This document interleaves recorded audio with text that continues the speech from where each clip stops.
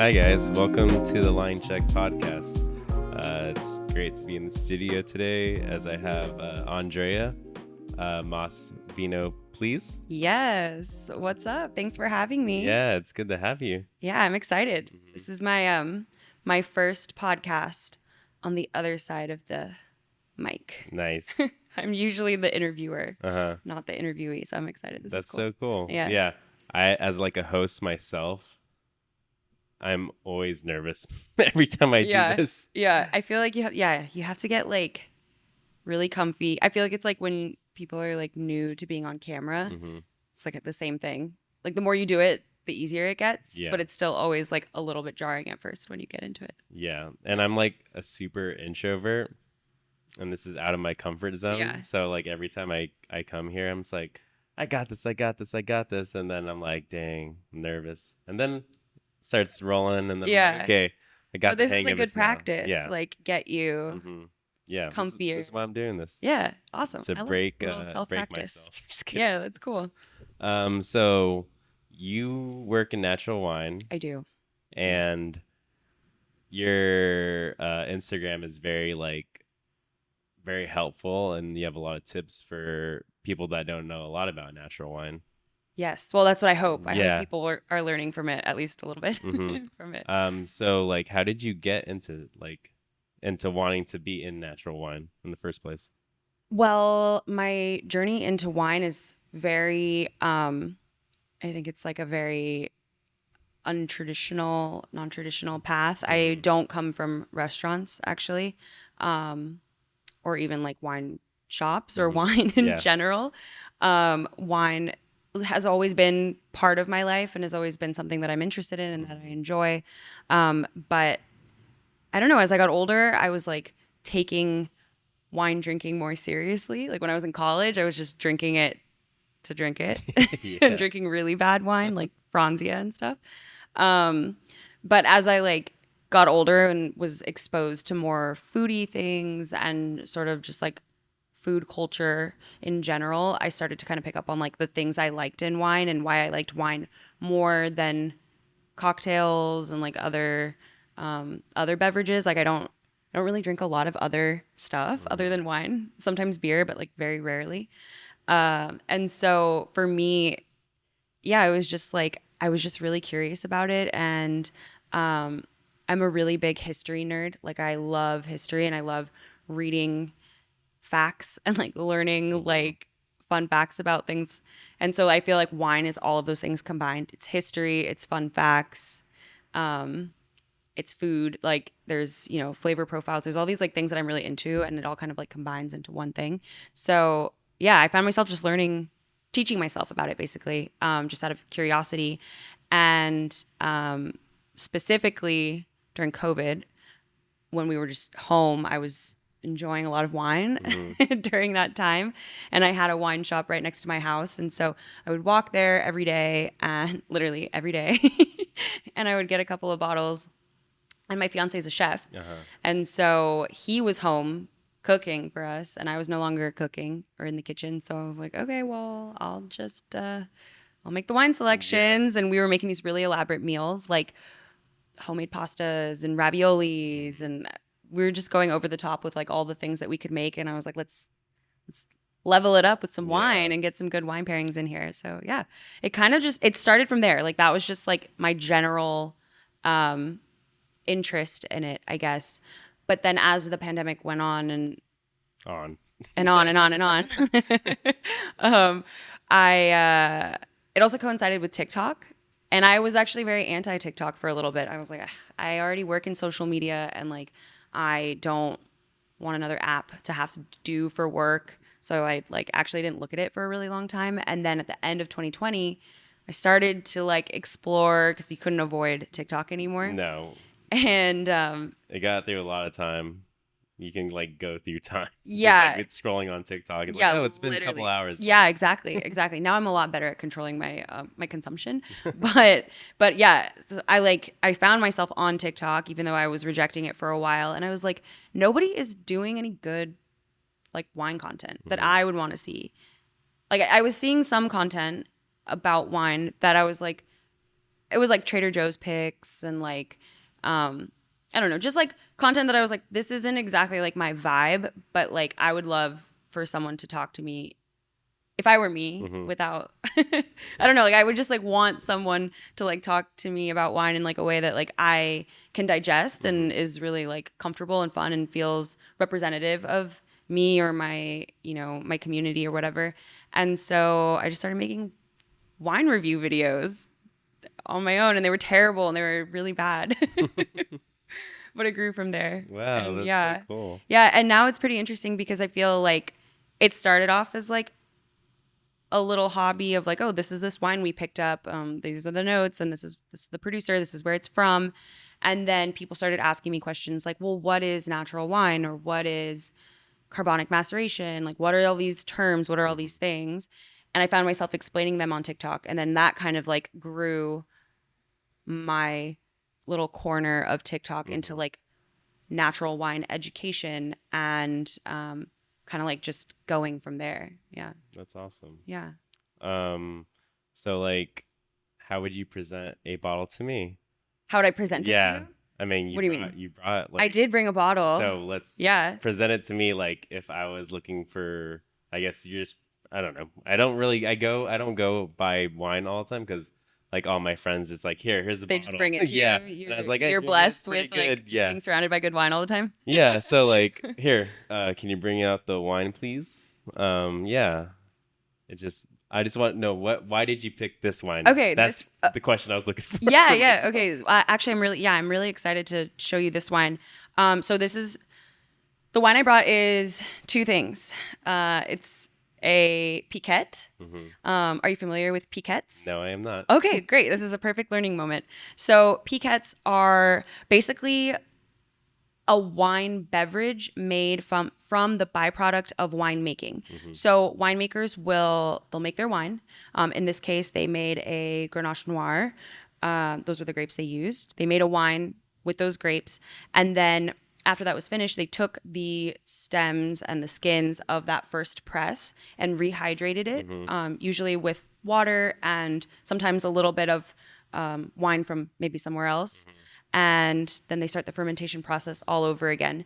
And so what you get is a much lighter ABV, so lower alcohol content version of the wine that you first created. So her Grenache Noir was like a very like beautiful kind of like just like a deeper version, a more traditional version of a Grenache Noir. And then this Piquette is that, but half of the ABV. I think it's only like 6 or 8% ABV, but it's sparkling typically. So it's got a lot of great like bubble to it. Yeah, and it's just like an easy drinking, Yeah, fun, very chill. delicious. Yeah, it's great. Yeah, It's super especially delish. like it's really hot right now. Exactly. Yeah, this is why I wanted. It's a good Yeah, Sunday wine. and it's like the first. Over So easy. yes, it's called Over Easy. For our folks watching us, it's called Over Easy. It's by a producer called Say When. Say When. They are based in LA, but they make their wines in Lompoc and Slow Coast, so Central California. And the producer, her name is Rachel, and she's a very good friend of mine. And I love all of her wines. They're delicious. She's a really, really incredible winemaker. This was from 2021, I think. Wow. 2021. This is the last bottle I think in existence of this wine. Dang, She didn't make it. lucky. Yeah, she didn't make it her last vintage. And she gave me this last summer. So we're gonna enjoy excited and to she taste. barely had, so she does a white and she does a red. She made a lot less of the red, so this is like ultra rare. Nice. But yeah, I love like her designs are so cute. Yeah, This like looks- cute it's like little an egg. Yeah, Yeah. Over Easy. Rachel and I love to call this breakfast wine because it's lower in ABV, lower in alcohol content. It's like kind of gives the feeling of, maybe a mimosa or something like that, but like very light, very refreshing, easy to drink, goes well with breakfast foods. When you have like really like heavy fatty things and you kind of want to cut that, you can do that with the sparkle, Yeah, with the eggs little Benedict. Yeah. All that So, good stuff. I'm We excited have to see we're what- drinking out of mason jars today because yeah. I forgot the wine glasses. We love a mason jar though. Yes. Okay. Do you want to have the Sure, honors? I guess I'll do Okay. the cheers. Maybe open it slowly in case it. I'm glad I don't uh Do a slow. I'm so bad at this I, stuff. I just don't want it to like. Oh, there we go. Yeah, good. I was afraid that it was gonna like, Explode. yeah, explode It's fun. everywhere. That'd be great Oh, content. Oh, there you go. It's not coming. Stop. perfect. So piquette, an over easy. If I say when. Beautiful. Yes. Do you want me to pour? I can pour. Okay. I'm just a cook, you know. Let's go.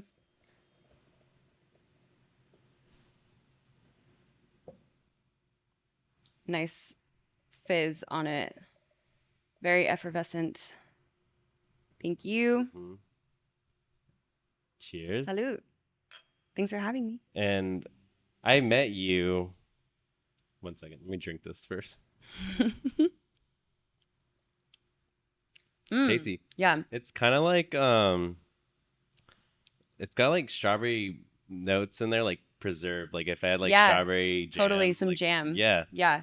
I love strawberries. Also has like a little, I'm getting like a raspberry kick, kind of like. I get the raspberries, like the like when you first bite into Yeah, raspberry, and like you get very that like, punch. yeah. It's like a Yeah, very it's tart. tarty. Yeah, this is like one of my favorite. She's just one of my favorite producers, like for sure. I love the fizz too. Yeah, it's great. Wow. Refreshing. Also, like the viscosity is kind of like a It's really light. yeah. Yeah. I think it's also like I love piquettes because I mean, like I said, it's a byproduct of winemaking. So or they use a byproduct of winemaking. And so it's kind of like a cool sustainable option Yeah. because instead of just throwing them out, Yeah, I you're was gonna gonna like say give them a that. little second life a little and add, just by adding water, a little bit of wine to kind of help that fermentation process happen again. Yeah, you get something really fun and really chill and like perfect for a Sunday evening Yeah.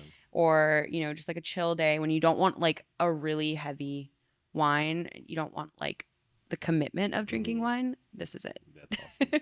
Yeah, I think reusing like ingredients to make something new and like good is like really cool. And I was watching this video of this like Michelin star restaurant. I don't remember the name or where it was, Mhm. but they used all their compost and then turned it to like ash.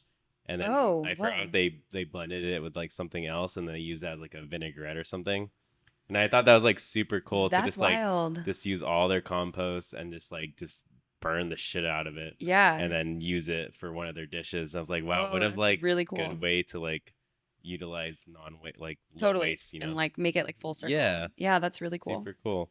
Anyways, I'm going back. Yeah, we met at the Wiser Farm event Yes. with With Lasita Lasita and Ola. and Ola Club. Yep. That was super Mhm. cool. And then you were pouring the wines. Yes. Yeah, that was awesome. I mean, Lasita's like one of my favorite restaurants. And before I was like brought into that event and program, I'd always been like such a fan. Like the wine is always a hit. Chase, shout out to Chase Yeah. for really curating like a dope ass wine list. The food, thanks to you and your team, Nico and everyone, like, I mean, the food is just solid. Also, I really love Filipino food.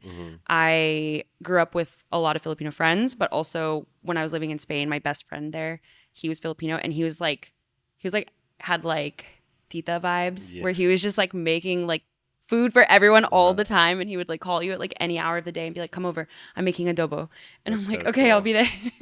Yeah, So, when I went yeah. to Spain, there was so many Filipinos over there, and I was Yeah. like so amazing. Like, whoa, Yeah. that's so cool. I didn't know there's like a lot of Filipinos in Spain. Yeah. My friend Ian is, I hope he listens to this. Ian, hey. He just like opened like, I like the Filipino food I was eating in LA was like a lot of like lumpia and like stuff like that, and pancit, which I feel are like really common or easy to find, I guess, maybe in LA.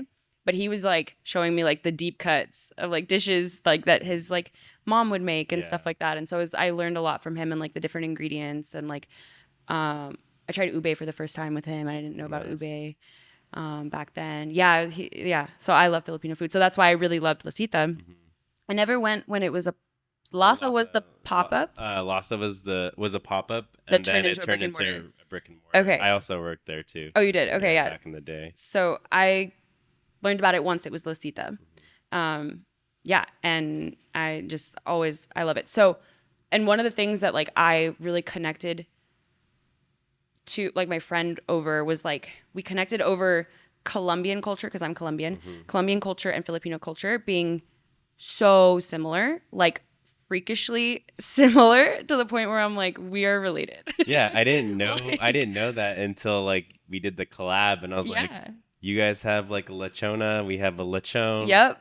And Yep. I was like, So "But you many guys stuff things. it that like I don't know what it's called, but lechona, where you like stuff it Yeah, with like yeah. rice and corn Yeah, yeah, and like with peas and yeah, like that yeah. was one of the so good. Yeah, it I was was like, yeah, "What is yeah, this?" so delicious. Yeah, and like so when Juliana was like, "Oh, we want to do," because Juliana's also Colombian, and she Yeah. was like, "We want to do this event with La Cita." I was like, "Count me in! Like, this is like the coolest thing ever. This is finally like the merging of like two things I love so much is Colombian food and Filipino food, and Colombian culture and Filipino culture." And like, I'm like, "This is dope. Like, I'm in. I'm in for sure. Like, I'll carry. Oh, I'll help How did carry." you meet Chef Juliana? Huli and I met on Instagram. Oh, cool. Yeah, yeah. So weird, small world. The food world is so small, no matter what country you're in. She was part of like a group in Colombia that does a pop up called Mesa Franca, and my cousin is a chef in Colombia in Bogota. Her friends are Mesa Franca, and she had told me like, oh, they're gonna be in LA cooking at this place called Melody, and I was like, oh, I know Melody. Like, I go there and eat and drink there. That's wild.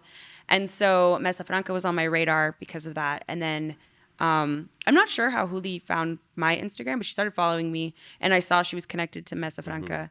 And yeah, and then she reached out to me and she was like, hey, like I'm doing a pop up. The first pop up we did was actually in November and it was Colombian and Venezuelan food. And so she reached out to me and we connected and we instantly clicked and we've been friends ever since. That's And awesome. yeah, She's doing events. super cool. She's the Super nice best. too. Yeah, she's so nice. She's gonna Ola's gonna be popping up at my backyard event that I host here in Long Beach No with my way. girlfriend Oh my gosh. um, Wait, when is that? in a couple weeks. Okay, let me know. July 30th. So me and my girlfriend Sasha, she curates like the wine Mhm. list for our events, and it's called Got Your Back. Remember when we did like the Got Your Back before? Oh yeah, the yeah, event? yeah. That's So right. That's we right. call our event Got Your Back, I love and we that. have like a backyard like garden with a pool. We have like all vinyl DJ. We always do 3 food vendors Oh man, that is and incredible. a wine list that she just this is white, red, and whatever she Mhm. wants, and then like other like artist vendors too. So we have like That's so Dean cool. and a tattoo artist this time. So do the like artisan vendors change also all the time? Yeah, Oh, that's everybody changes dope. all the time. Super So cool. last month we had Tito Rudy's, Nico. He Oh did Hollow yeah. Hollows, and then we had like a bunch of other people. But it's like cool that they get the community together, Yeah. and a lot of the food is like friends that I know Mhm. or I've cooked with, Totally. Yeah. It's and like very community there's focused. not a lot of that. Like I wouldn't say like in Long Beach where you can get like really good food. Sometimes there's good food in Long Beach, but Yeah. not as much as like I just went to Dunsmore last night. Yeah, It's yeah, like yeah. there's How no did you like it? I haven't been It yet. was amazing, Yeah. delicious. Okay, I've heard That it was was like I heard it was really good. my favorite dining experience in a while. I went to Barra Santos, and that was really good too. Okay, which ones? Oh, I guess they're really different. Yeah, they're really different. They're really different. But Yeah. before that, I was getting a lot of misses in the Really? dining Wait, experience. like Like I can you just say? like unmemorable. Like I when I go eat and I want to spend a lot of money on Yeah. like good food, I'm like kind of going to R&D and like be inspired. Right, of course. Yeah. And it just wasn't getting inspiration from any place that Yeah. I've eaten at so far. Yeah, yeah, yeah. So, I feel like the LA food scene is like I love it, of course, Mhm. and there's a lot of really exciting and amazing things. But I find myself paying a lot of my and Matt and I eat out like a lot. Like Yeah. we go out like to an over the top dinner probably at least once a week, which is like not great for us, but it's also great for whatever. Yeah. But like yeah, I find myself like spending a lot of money on food, obviously, but a lot of money on food that's like kind of mid. And it's like really disappointing because It's very upsetting I'm when like, that happens. it's like, dude, no matter what, going out in LA for like a meal that's going to include like wine and cocktails and Yeah. apps and your mains and everything, Like it's an like extra $100. definitely going to be $100 a Yeah. person for sure, minimum. And we're two, so now it's $200. And like sometimes I'm like, should have just eaten at home. Fuck, I live with a chef. Yeah. Um, yeah. But yeah, no, you guys don't like My cooking at home all the girlfriend time. always says that.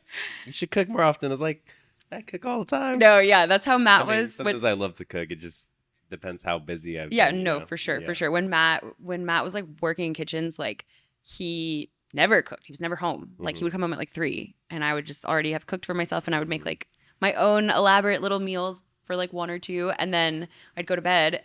And then now I like got overly spoiled during Mhm. like 2020 and Yeah. 2021, and now he's working again. So like I'm like left to fend for myself. He'll like come home. He's like, I'm not making dinner. Like, let's just order Sonora Town. And I'm like, Oh, Sonora Town. we live next door to Sonora Oh, Town, no. like directly That's next door. horrible. I mean, it's So a horrible it's blessing. yeah, it's great, but we literally eat Sonora Yeah. Town once a week. So Sonora Town is a Oh, yes. Mexican restaurant. Yes, And they ship in all their masa from Sonora. the flour Yeah, all the from flours Sonora. from- Yeah, Sonora. mhm. And they do like Sonora style tortillas. So they're flour yeah, flour tortillas. tortillas. They have a corn tortilla, but I don't think I've Mhm. ever tried their I've corn. only had tortilla. the flour, I've only had the actually, flour. Yeah.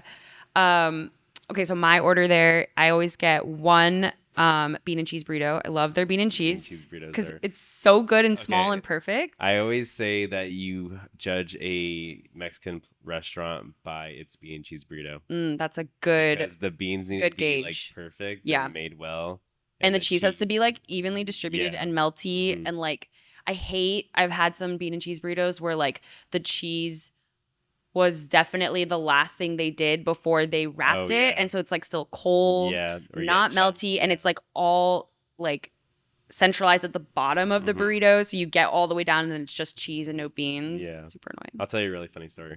So it was when I was like working in LA. I worked at the Ace Hotel for a little bit, and I was super hungry. Went to like a taco truck like 1 in the morning. Got a bean and cheese burrito, and I got home and I was like eating it. I was like, "Where are the beans?" It's like this cheese is coming out and my coming out. gosh. And I kept eating it to like see if the beans were gonna spill, but the cheese was all melted.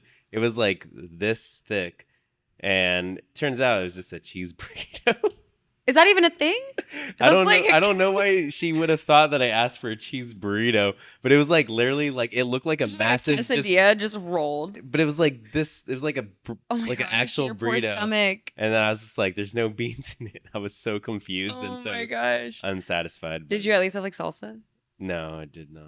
Damn. Yeah. Do you put salsa in your bean and cheese I burrito? do, Okay. yeah. Which one do you like from Sonora Town? I like the red like pico de gallo one. It's like Mhm. super spicy. Yeah, that one's Yeah. that one is really It's like surprising. Some days are surprisingly hot. more spicy than others. Like Mhm. some days. Yeah. So like sometimes I'll be able to eat the red. I'm like a little sensitive to Mhm. a lot of spice. The red one, sometimes I'm like I just can't do it today. Yeah, yeah, But yeah. the green one I really love because I love like a tangy salsa. Yeah. I like green salsa a lot.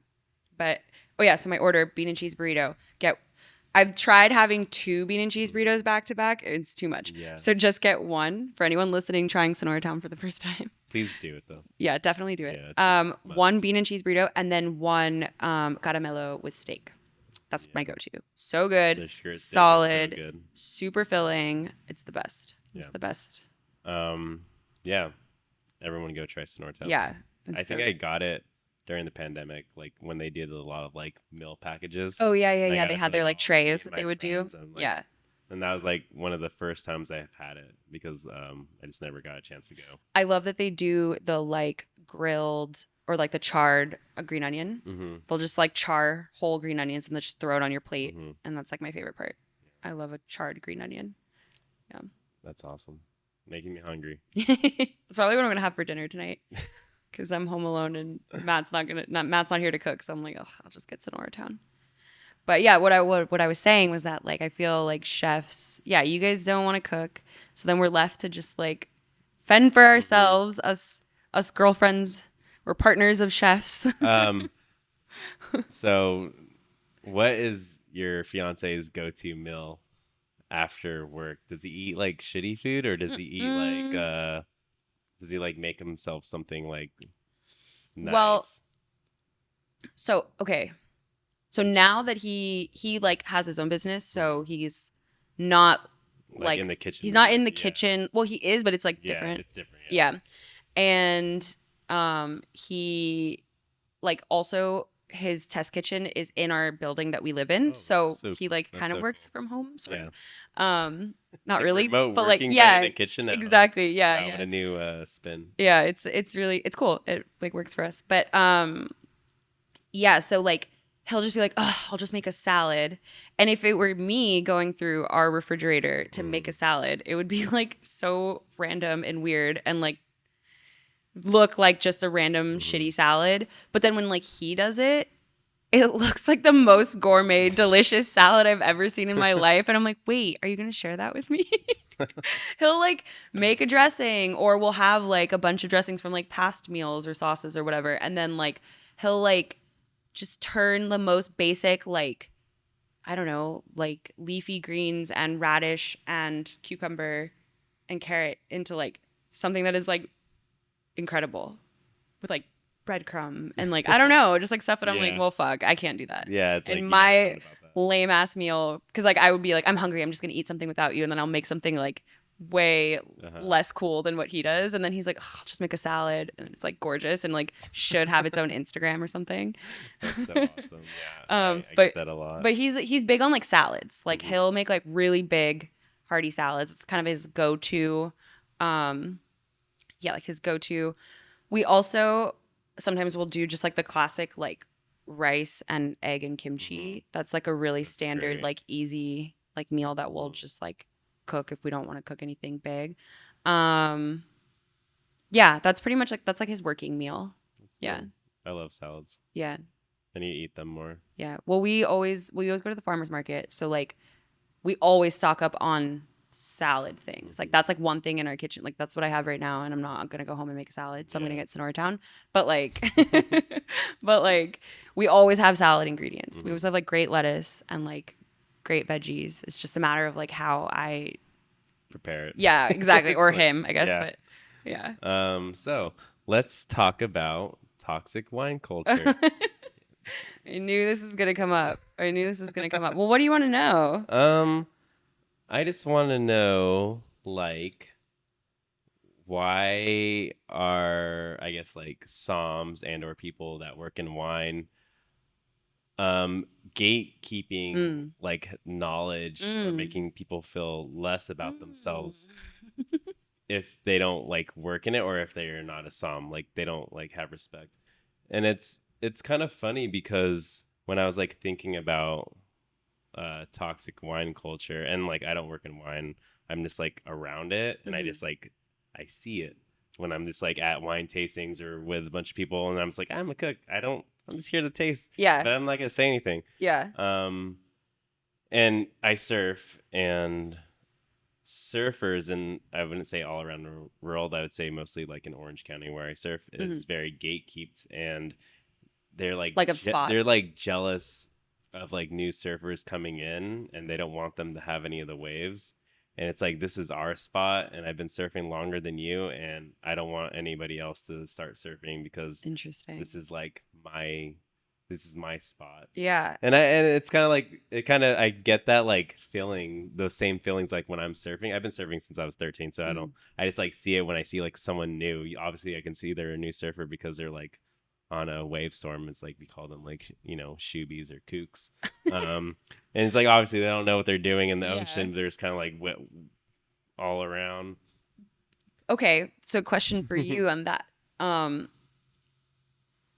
I guess the question is like, how do you surfers, not you Hmm. specifically, universal What do you you mean you surf? I'm surfer, just kidding. like how do other surfers, seasoned surfers, expect these young surfers, these Mhm. newbies, these noobs to like get their sea legs, That their get bearings their on. Yeah. bearings?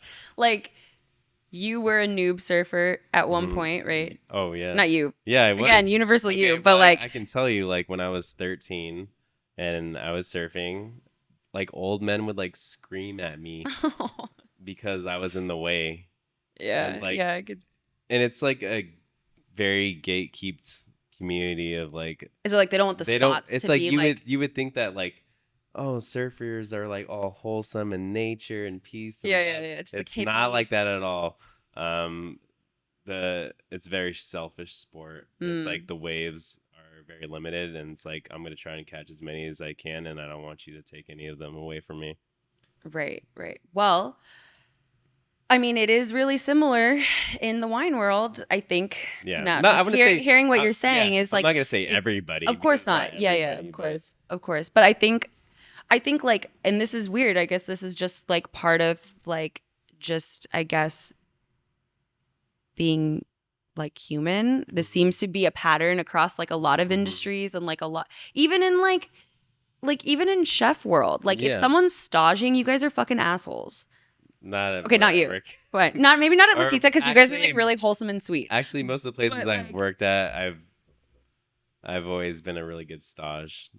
But no, no, I no, but haven't no, no, no. But like the stages are like usually doing well, but like the work environment like the yeah, well, because like speaking of mhm, toxic work yeah. culture, like especially in fine dining restaurants or like really intense kitchens, like that is known to be a very toxic place. Oh And like yeah. if a stage comes in who's like really green, like I feel like they're not the what I've heard because Yeah, I'm not no, on the I line understand is what you're that saying like now. When I heard the that word green, they're like they don't they have could be as much mean. They knowledge. could be Yeah. mean. It's like, They could oh, be we mean don't to know. the green like Mhm.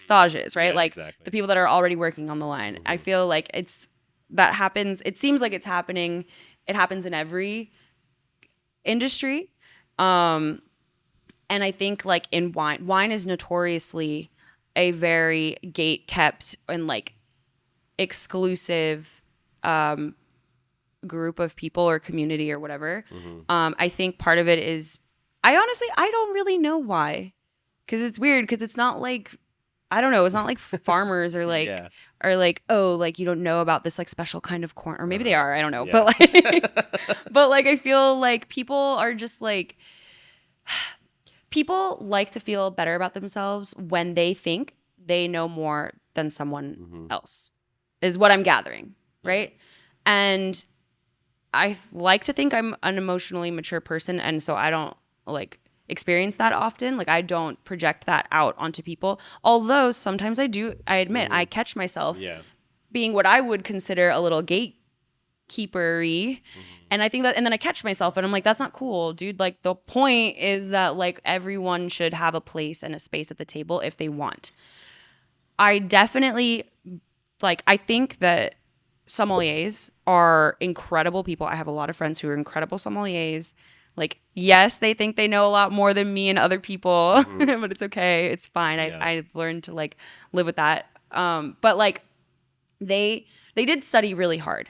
A lot of them study very, very Hmm. hard and long hours to acquire the information that they have. Yeah. Like it does take a lot of work to do that, and I totally respect that. And like I believe that we need Psalms in the world. Like I'm Yeah. not saying like Exactly. let's just like forget about that certification. I think it's important in certain spaces, like in restaurants and stuff like that.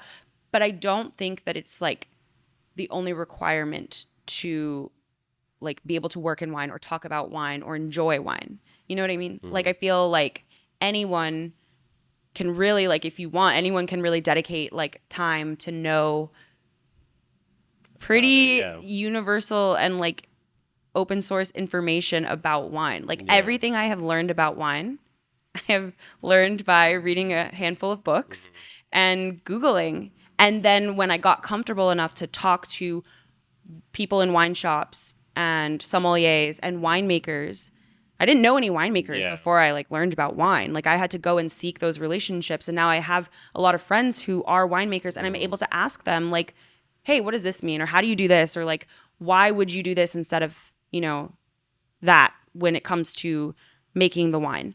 And like all of that is like information that like I didn't pay for like through this like certification or anything. I just like I feel like if you want it, like you can seek it and it's available Hmm. to you, the information. And I don't think that it I don't think I don't know. I feel like I'm going on a tangent now, That's but like okay. I feel like this is information for everyone that anyone can have. As you can have as much or as little information about wine as you want. If you want to just drink wine and enjoy wine without knowing anything about it, you should do that. Mm-hmm. If you want to drink wine and know like every single variety in this like little region in Italy, you should do that. Mm-hmm. You know what I mean? Yeah. But like I feel like you don't have to like feel a sense of superiority over someone else who maybe doesn't have that same Mm-hmm. information or choose to go Yeah. about it the same way that you do. Yeah, it should be more like a teaching lesson. And Yeah, there's like like so much to learn. Like there's so much. I mean, I don't know a lot about wine, but when I drink something and then someone explains to me where it's from and who the winemakers are, I'm like, oh, that's super interesting. That's super cool. But now I have that knowledge, and it's like gonna continue to grow every time someone introduces like a bottle to me, and they're gonna exactly. teach me about it instead of like making me feel stupid if I Exactly. don't know about it. It's Exactly. like, why would I? Yeah. I think like having the knowledge around wine or a specific wine region or a bottle or whatever enhances your tasting experience because I think it creates a connection between what's in your glass and where it came from. And I think that's to me that's what's really special about wine is like this wine has a story and there's something that happened the day that it was bottled and you know maybe that year there was like a specific thing that was going on that affected the soil and affected the climate and affected the grape overall, which then is now what we're tasting today. I think that's really special and really important. And like I hope that people will take the initiative to learn, you know, those things about the wine in order to like have these Yeah. like really special experiences. But if they don't have the capacity to do that or you know they're more focused on other things, that's totally okay. And I think people should just enjoy wine because it tastes delicious and everything else that comes after that is like adds to the experience.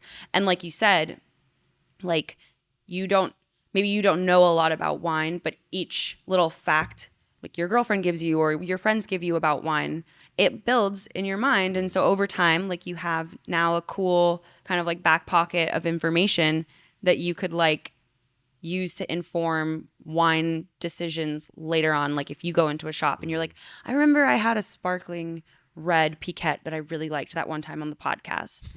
Can you recommend something that's a It's like, sparkling red Piquette vibe? And then the wine shop person will be like, yeah, definitely. Here's this. And so it's all about just like building the building blocks yeah, for I you. mean, I learned something today because I Yeah. didn't know what Piquette was. Yes. So Yeah. now all you guys know what Piquette is, Yeah. and I know too. And another fun fact about Piquette is like back in the day, Piquette was like basically it was made to give to the people working on the farm and working on the wine. So like they would bottle and sell the wine, but then like it was pretty much like it was like a farm drink, Wow. pretty much, which is like really cool because it has like a really old history. It's been made like this for a long time, and Piquettes were really popular. I think in the last like 2 years, they kind of had like a moment. Everyone was making a Piquette, but like it's a really ancient form of wine. Yeah, that's It's not so wine. cool. It's like a wine beverage, like a wine spritz of sorts. I love Yeah, and it has history. like a cool little history to Yeah. it that people don't know about. Yeah, That's so awesome. yeah. Yeah, and it's cool because well, it's not cool. I mean something else, but I was like comparing tasting wine to like when a chef or a cook brings out a dish for everybody to taste and is like getting a response on like what this tastes like and what it may need. And I thought it was a little bit comparative to like when everybody tastes wine and they all have their different tasting notes, or maybe some have the same tasting notes and then like one person has a very obscure taste note and then kind of makes them feel like, no, Like, why you're don't I know wrong. that? Yeah, yeah, It's yeah. like you're wrong. That's not what it tastes like. And I think that's kind of funny because it's like everybody has a different palate. Totally. Yeah. Everyone has a different palate. I said this earlier, but like wine is subjective. You know, like yes, there are like certain like truths, you know, to certain varietals or wine styles, whatnot. But like generally speaking, like what I taste is not going to be what you exactly taste. And I think that that's cool. It's like art. Like wine is an expression of art for like from the winemaker. It is their craft and it is their art. And so like we're going to interpret it differently. Each person is going to interpret it a little bit differently than the next. And I think that's super cool. And like that's important to preserve it just in wine culture. And I think when you have these like really rigid expectations of what wine is supposed to be or who is allowed to talk about it, I think you lose that. And then it just becomes this like really monotonous like thing of just like,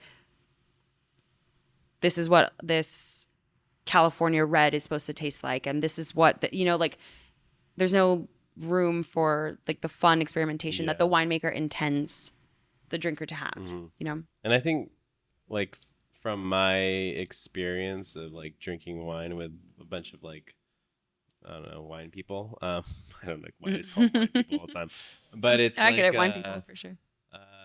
It's always been pretty enjoyable for me because I don't like working wine.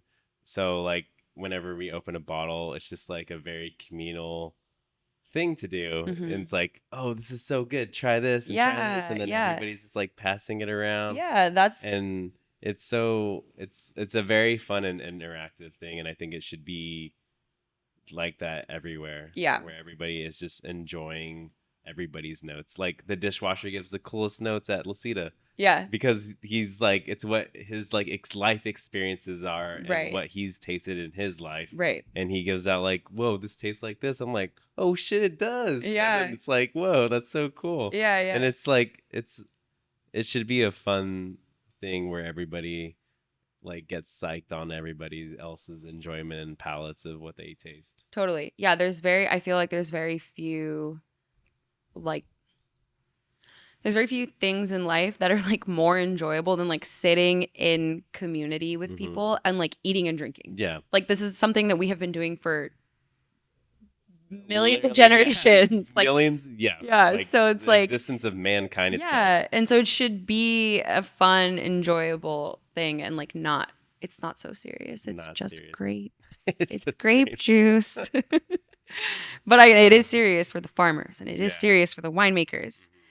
But it's not so serious for everyone else. No, it's consumption based and we're all And like having a really good time when we drink it. Yeah, and like I recently talked to a friend who's just a sommelier, and I had like posted like a meme about I think I like wrote about this on my like newsletter, but I like posted a meme about like the types of glassware that you could be using for your wine, and the meme was basically it was like all these like short bodega glasses, which are just like short stemless glasses that standard.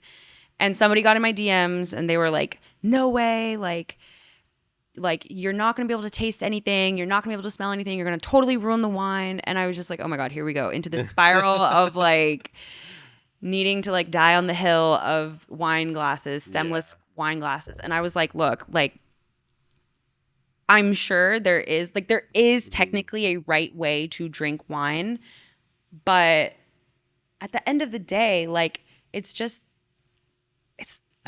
not so serious. And it's serious for sommeliers because they make money, like selling bottles of wine.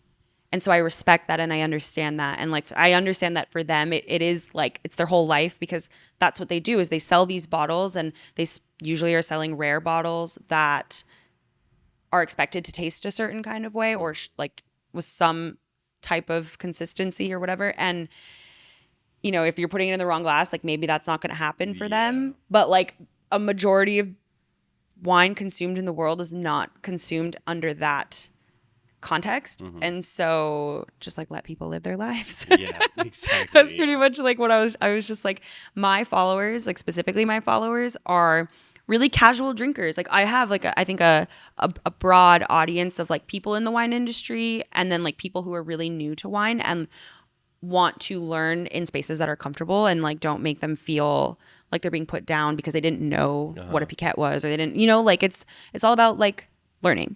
And so I know that that's a large chunk of my audience. And I know that the reality for them is that like they might have a glass of wine and like they're not thinking about the glassware. I want to teach them and show them that there's different opportunities for, how you can, how the glassware can affect your wine. But like overall, like I know that people are not going to have like 5 different types of wine glasses in their cupboard. They probably are just going to have a couple, maybe a mason jar, Yeah. and they're just going to enjoy their wine after work, and they should do that without Yeah. feeling like, oh, wait, am I doing it wrong? Yeah, and I Like, feel like the hardest part, honestly, is going into a bottle shop and asking. Maybe most of us don't even know what we like yet because we don't know much about wine, and yeah. it's the person that works at the bottle shop to help us find that wine. Yes. And And if it's a good bottle shop, mhm, there's a lot of great yeah, ones. But like a good bottle shop will never make you feel like you exactly. don't belong there or you don't know what you're talking about. They have so much information that's literally what they're like paid They're to supposed do, yeah, is to sell you like this bottle. is to like show you bottles. This is why I love Good Luck Wine in Pasadena, which actually just recently closed. I've been there. Yeah, they just My they friend like lives there. oh really? Or lives next there. Next to it, yeah. The one that made your bag that you had. Oh my gosh, no way. Yeah. Oh, what the heck? Oh, that's so cool. Wow, that's sad. Yeah, Good Luck Wine. They're basically like they also own Altadena Bev, which is in Altadena. So now they're like moving all their wine into Altadena Bev. But when Good Luck Wine was a wine shop, it was the best place to go if you didn't know anything about wine. Like I think Kate and everyone else Kate and Adam are like the owners, but all of their staff, like everyone was super helpful and just like really knowledgeable, and then excited to share that knowledge and like also tell the story of the wine. Like if like they know like who the winemaker is and like why this bottle is interesting and what happened in the winery to like get them to this place. Like they have so much storytelling behind their curation, which I think is really, really important. And they were so excited to share that information. And so like that's why it was one of my favorite wine shops, because I felt like I always, even though like now I know a lot more than I did 2 years ago about wine, like I felt like I was always learning something when I walked out of it. And the friends that I would send there to like buy wine from them would like usually were people who like had never bought wine before in any wine shop and would come out being like, oh my God, I just bought 4 bottles because this is so cool because she told me X, Y, and Z. So yeah, it's just like I think like that's a really important aspect of just like wine knowledge and sharing in general, is like making people feel really comfortable and making people feel like they can take that knowledge with them to like the next place and like the next chapter of their wine life. That's awesome. Yeah. Great said. So you have this event coming up.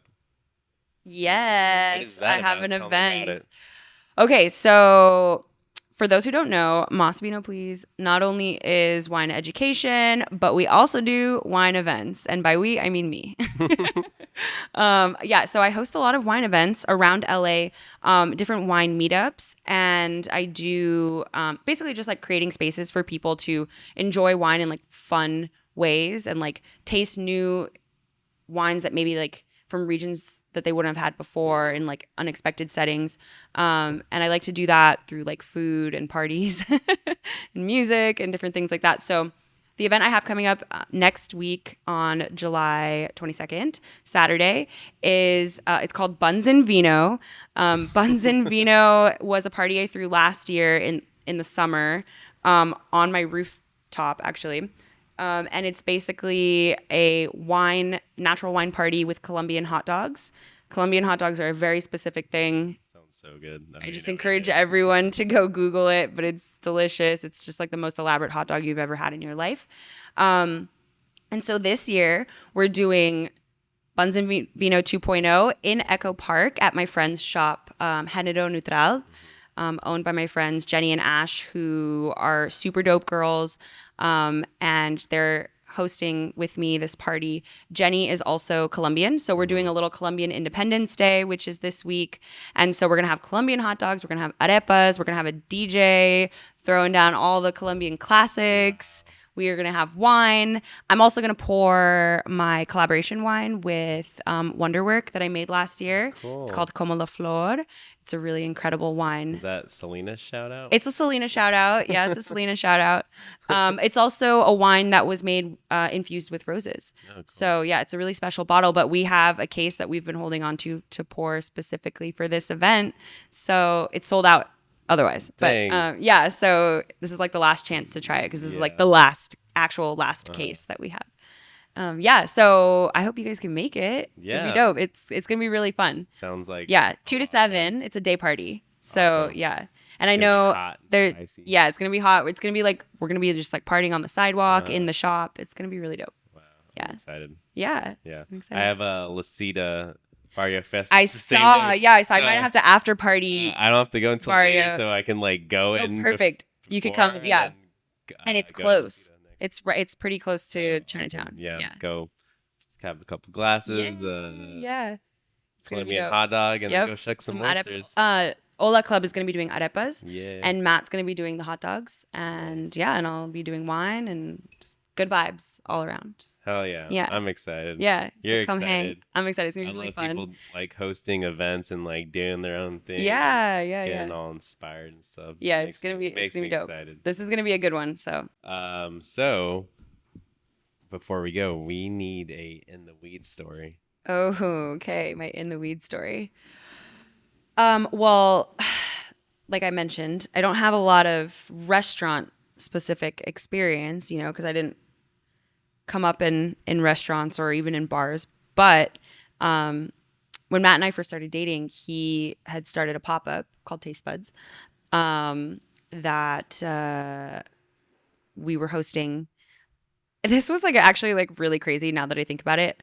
I don't know why I feel like I definitely convinced him to do. He wanted to do it, but like I feel like I really like convinced this pop up to happen while he was working full time in a kitchen. I don't know how he found the time to like put together an 8-course tasting menu, except his plates were so big. They were like wow. full size like portions. We sold like 26 tickets for an 8-course sit down meal in like a friend's backyard. Was it like 26 people all at once, or was it like All at broken down? once? Oh, shit. Yeah, all at once. There were no turns. There was one turn, and it was. Oh shit. So what we thought was just gonna be like and my god, and also so this was like an 8-course meal, included like live jazz playing, visuals, and wine pairing. I did this was before I was in wine, so I was not in charge of the wine. And all of this for the sweet price of $65 a head. What? We didn't know what we were doing. Wow. Yeah, and so we get this like dinner set up. He has one sous chef and one dishwasher, and I actually wasn't supposed to be working it. I helped set it all up, and then I actually bought a ticket to eat, and the people who were gonna be the servers / like hands, just like totally just dropped the ball and got like super fucked up and like just were not available to like help. So Matt's just like standing there with like 24 like people waiting on him, an 8-course meal, literally 8 courses, and like having to like wash dishes like in between to make sure we had enough plates and everything.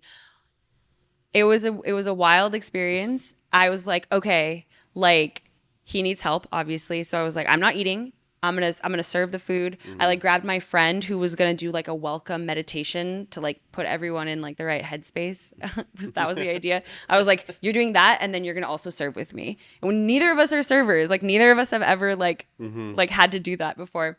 Our cute little dinner turned into like a 4-hour experience of like making sure that people. I mean, we made it work, which was like so crazy, and like nobody obviously knew the chaos that was like going on in the back in the kitchen, and like somehow we dropped all those plates all at the right time, and everyone was like having a fabulous experience. But it was a pretty like I had never done a pop-up before in my life. I had only like ever been to them. I had not like worked in a kitchen since I was in college, which was like 8 years before that, and my like waitress experience is like so minimal.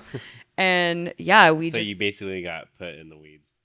Yeah, like yeah. I didn't exactly. Like I had to like Matt was in the weeds, and I stepped up and I helped him. But it was like really, it was stressful because like I was helping set up, and then I like saw it all kind of go down where I was like, these people are not gonna be able to like deliver this food. Like they just weren't. Yeah, They were no out. way. They were not. They're not going to make it happen. So I was like, well, fuck. Like, who's going to serve the food? Because Matt's obviously cooking. He can't like bring the food out. So I was like, all right, this is it. Like, scrap my seat, give it to somebody else. I'll just like, we're just running food like nonstop for 4 hours, and it worked. And it was a really beautiful experience. But Matt was, I mean, I'm sure you stressed. appreciated Yeah, you I think being that's there. really what solidified us as a couple. Yeah. Got your Just back. kidding. Got your back. Yeah. Me and Zarek and my girlfriend Sasha, we did a 4-course tasting menu last weekend. Oh my God. At for home? Or where was it? Home for 2 seatings of 10. Oh, that's like It pretty, wasn't yeah. stressful, but I could in my head I'm like 24 people. 24 people. That was insane. Yeah. Yeah, 8 courses. I'm like, fuck. 8 courses. Yeah, but again, not tasting. Yeah. Like they weren't like that Yeah, big. They were like full-on full portions. plates. Yeah. And we still have all of the Okay, plates did you at have home. kitchen? A home kitchen? Yeah, was it like Yeah, a yeah. It home- was like it was like in the nice. home. Yeah. Like it was like at someone's house, and Yeah, so we it just was, like took over the using just, kitchen. like He had like prepped like everything for like 48 hours Yeah. like before that. But so like some of the stuff was like obviously like Yeah, kind it's of like- ready, but it was Yeah. it was a really working in home kitchens for that kind of thing. And it was, like, very hard. this big. Like the kitchen was so small, it was Yeah. not a proper. There was no like prep tables. There's That's we had like the dining table with like a million like plates you're on always thinking, it. like the logistics of everything. You're just like, "Ugh." We didn't think Yeah. it through. The next one we did much better. 3 turns, 5 people max. But even that was like kind of it. Yeah. We started the first one was at. I want to say the first one was at 2 because I feel like 12 was too early, but it could have started at 12. We ended up ending at 10, but it was like 3 2-hour like dinners, and I think that one was only 4 or 5 courses. Also, still Yeah. very large portions. Yeah, Matt doesn't know how to like portion control. I He like can make to his give- job I a like lot to give big easier. portions as well. I think it's because I like to eat. Yeah, say yeah. You want people to get their money's worth, Yeah, for sure. That's what I Yeah. literally just said that today. I'm like, I made big portions because I want people to get their money's worth. Yeah, I literally it's said that to Nico today. Yeah, it's like I'm all for it, but like when you're actually like prepping it, you're like, damn, like I don't Yeah. think. And people like walk out like I'm so full, Mhm. Yeah, and it's like, oh, maybe we didn't need to give them that many courses, but dang. Well, that's exciting. yeah, it was and cool. fun and And stressful. now I feel like that was like literally like the hardest for me. It was like a really like now I'm like, okay, that will never happen again. And I feel like I'm a really good front of house. So if you ever need like a front of house coordinator, Oh. I'm great. Awesome. But now I know how to do it. Mhm. And like we like host pop-ups like semi-frequently now. And like I'm like, okay, I know exactly what we need to do. Like I know how to like produce that. Like I just like it was a really good learning It's a experience. learning moment. Yeah, it was a really Yeah. good learning experience where I'm like, oh, I'm actually like really good at like being the face of like the front of Yeah, front house. of Like house, I can yeah. definitely like I can like hold it down so that they can deal with all the shit in the back. I don't know if I would be able maybe I would. I'd be good under pressure in the kitchen, but I feel like same with like at my wine events, like sometimes there's so many people and I'm pouring wine for like 4 hours like nonstop. Yeah. And I have like 3 wines that I'm just like constantly giving the same rundown to like literally like 100 times to each person. And it looks really chaotic and really hectic and people are like, "Do you need help? Are you okay?" And I'm like, "No, dude, I got it." And I'm just like cool as a cucumber. Yeah. And like I know how to pour, I know how to talk, I know how to say hi. And then afterwards, I'm like, oh, somebody Yeah. get me some fucking food and a glass of wine because I haven't had anything to drink. You sound like my girlfriend. Because I haven't had anything to drink at all today. It's hilarious. Yeah. So yeah, it's cool though. I yeah. appreciate it. You guys, yeah. Kitchen life is not easy. And I have a lot of respect for people who do it all the time, all day long. I have respect for front of house because I cannot do it. Yeah. Yeah. I feel like you have Yeah. to have like one or the other. Like my talking mechanisms are much different, you know. Yeah. That's why I'm in the back of the house because I can't talk in the front. Yeah. Yeah. Like Yeah. we got like slammed last week and I had to like make food and then go run food as soon as I made them and like drop them off. And then I would be like, thank you. I was like, why did I Thanks. say thank you? They're like, thanks. I'm like, thanks. Have a good day. Yeah, I was like, okay, why did I say thanks? Weird. Or like when somebody says like, "How are you?" and you're like, "Happy birthday." Yeah. Or, like Also, something really I random. was wearing like shorts and like my hair is really long now, so I wear like a headband. So I'm like wearing like some Nike like shorts because it's getting hot in the kitchen Mm. with my apron, so it looks like I'm kind of like naked. Yeah, in you're wearing front, like but a I'm dress. yeah, it's just like and when I'm saying thank you to people, like yeah, okay, weirdo. Yeah, no, I mean it's sometimes you gotta wear all the hats. If you're running your own pop up, sometimes you just Mhm. gotta be like, I don't know what I'm doing, but I'll I'll make it happen. fucking chop vegetables for you, Yeah, Matt, if you need or yeah, whatever. Yeah, you just put a different hat on yeah. if you need. Oh shit.